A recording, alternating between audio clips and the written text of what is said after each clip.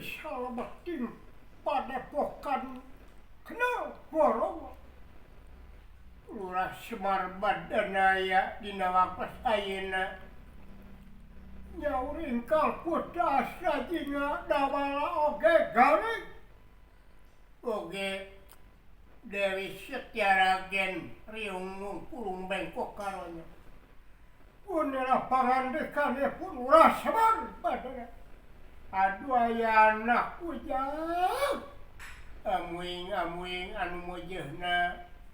anu gede anu leutikna anu pecak anu kumaha coba ka dieu dina waktu ayeuna bapa aya hal-hal nu baris ditepikeun ada acara apa naon diaturkeun suah pangababas ka bapa heuh ditarima jang syukur baja kumayangan maneh teh budak anu panggedena sanes budak deui abdi mah remaja parantos dewasa Pak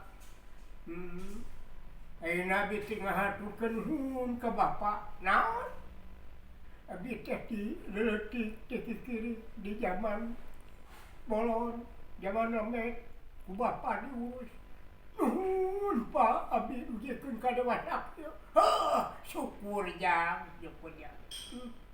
nuhun Pak ti abdi ge Pak ngahaturkeun semah pangawaktu syukur dawala tuh kawasi dawala jang cik maneh teh cing berak eta hate bebaskeun hate teh ulah ngunek-ngunek sabab dina waktu ayeuna setan ka manusia teh teu waleh ngaganggu jang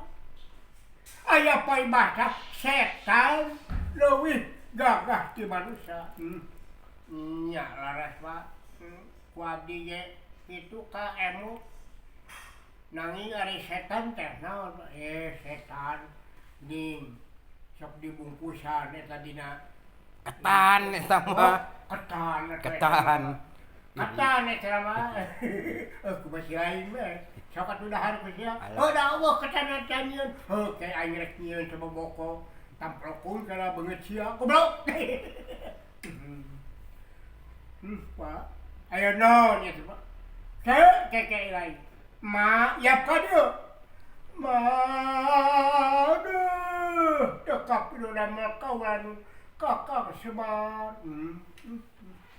Nyaan bapa boga pamajikan. Meuni satia. Ngaranna ge Setyaragen Satya.